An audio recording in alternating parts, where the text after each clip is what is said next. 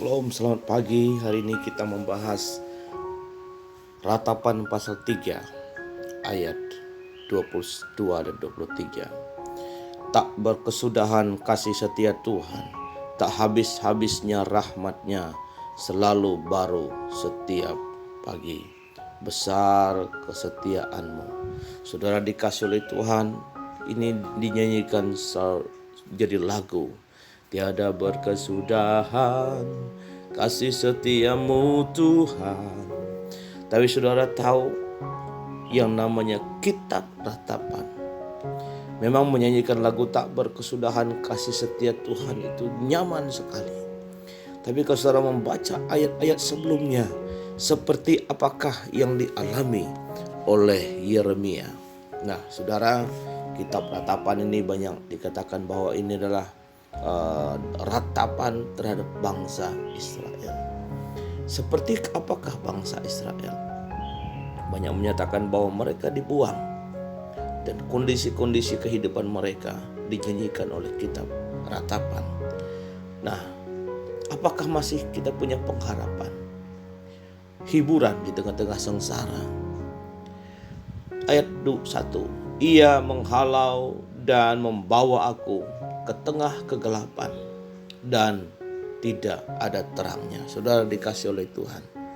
Ratapan berkata bahwa satu kondisi kehidupan, kenyataan yang dialami oleh seorang yang bernama Yeremia melihat satu bangsa Israel hidup di dalam kegelapan. Tapi kalau kita jujur dalam kehidupan kita sehari-hari, kita juga terkadang melihat kehidupan ini begitu gelap. Begitu banyak pergumulan, seolah-olah tidak ada cahaya harapan. Tetapi ratapan berkata, tahu bahwa kasih setia Tuhan tidak pernah berkesudahan. Ayat kedua, sesungguhnya aku dipukulnya berulang-ulang dengan tangannya sepanjang hari.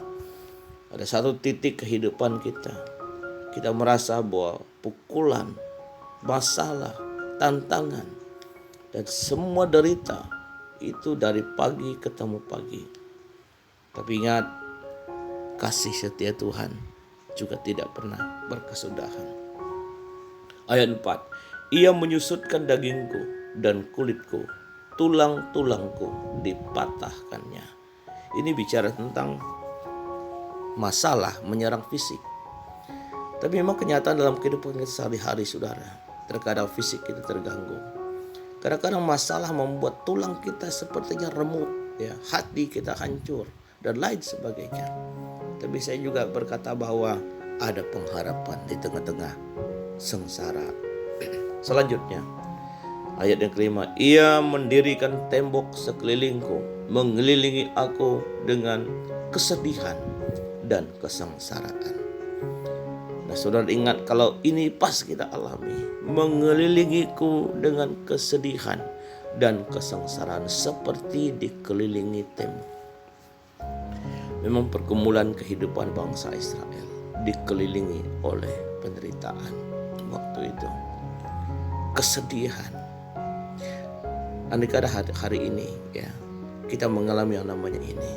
Kesedihan, pergumulan, penderitaan. Ingat ayat 21-22.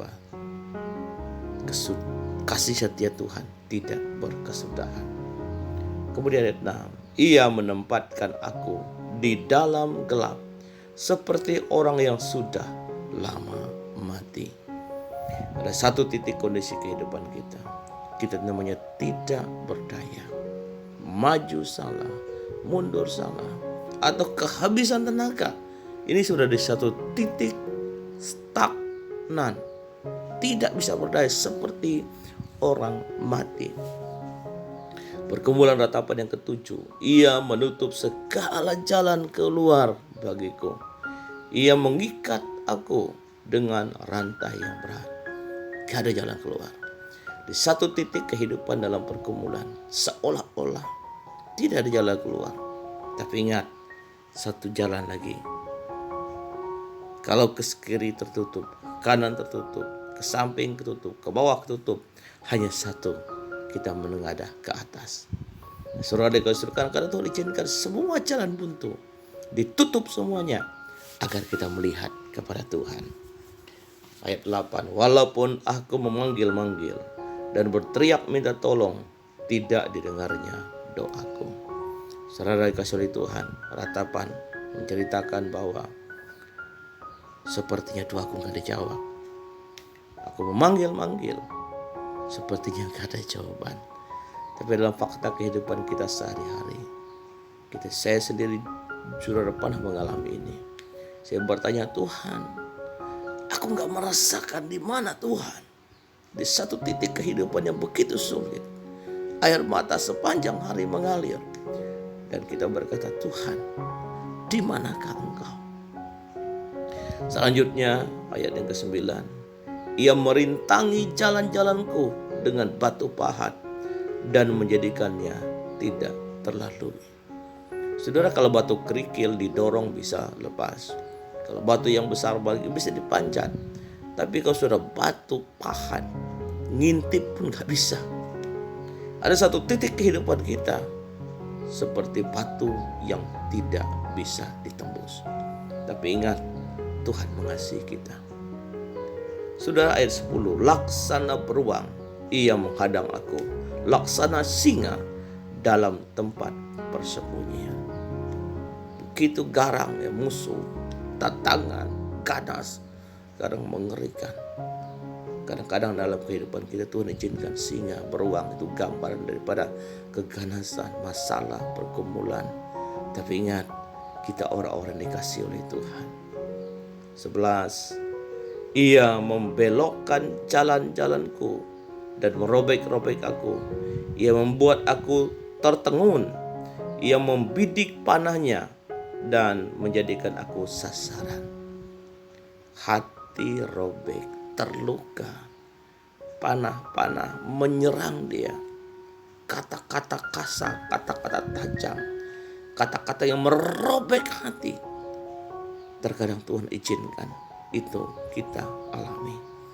Tapi sekali lagi, Tuhan tetap mengasihi kita. Ayat selanjutnya, ia menyusupkan ke dalam hatiku segala anak panah dan tabung-tabungnya. Aku menjadi tertawaan bagi segenap bangsaku, menjadi lagu ejekan mereka sepanjang hari. Saudara, ini mengalami yang namanya kita tidak berdaya. Ada orang yang menceritakan kita ya, diejek, jadi bahan olokan. Tapi kenapa Tuhan izinkan? Karena masalah itu kita alami. Kita berkata, muka saya sudah gak tahu ditaruh kemana, saya malu sekali. Tapi saudara, ingat, Tuhan mengasihi kita. Itu lebih penting dari apapun. Ia mengenyangkan aku dengan kepahitan, memberi aku minum ibu. Dan satu kondisi ya, kepahitan, pergumulan ya kan, makan pun gak enak. Ia meremukkan gigi-gigiku dengan memberi aku makan kerikil. Ada saudara, ketika kehidupan sulit, makan makanan daging pun rasa kerikil. Saudara dikasih oleh Tuhan, terkadang ya kita makan satu gak enak, minum satu gak enak. Kenapa? Karena hati lagi hancur. Tapi saya percaya bahwa sudah harus tahu Tuhan mengasihi kita. Engkau menceraikan nyawaku dari kesejahteraan. Aku lupa akan kebahagiaan. Nah, saudara, di satu titik ini sering orang alami. Seolah-olah gak ada sejahtera sepanjang hari. Lupa bahagia. Kenapa? Kesulitan, pergumulan, masalah begitu luar biasa menerpa mereka. Sangka kue 18, hilang lenyaplah kemasyuranku dan harapanku kepada Tuhan. Di satu titik ini seolah-olah ratapan berkata, ya, sepertinya sudah tidak ada lagi harapan, sepertinya sudah final. Tapi jangan saudara takut. Saya masih ingat sekali cerita wanita yang pendarahan 12 tahun. Sepertinya gak ada harapan. Dia sudah menjual harta miliknya. Dia sudah menghabisi semuanya dan juga tidak sembuh. Tapi kita mencoba Yesus, masih ada harapan. Bahkan seorang yang sakit lumpuh selama 38 tahun menunggu gerak air di kolam Bethesda, tidak pernah ada kesempatan. Dan Yesus datang ke situ, maukah kau sembuh?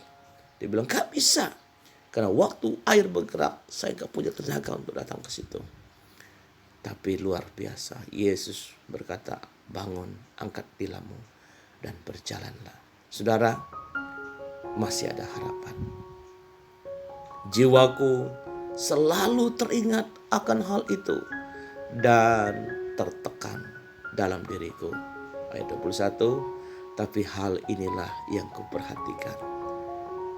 Oleh sebab itu aku berharap tak berkesudahan kasih setia Tuhan, tak habis-habisnya rahmatnya, selalu baru setiap pagi. Nah saudara, ini latar belakang daripada ayat ini. 24, Tuhan adalah bagianku, kata jiwaku, sebab itu aku berharap kepadanya.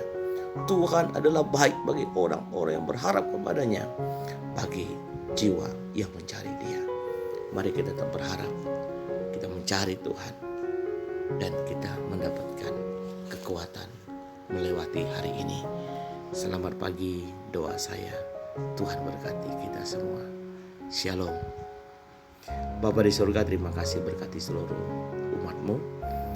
Andai kata kami mengalami seperti tembok ratapan, doa kami Tuhan, Tuhan beri kami kekuatan, Tuhan beri kami anugerah, Tuhan beri kami rahmat. Terima kasih Bapa, dalam nama Yesus. Haleluya. Amin.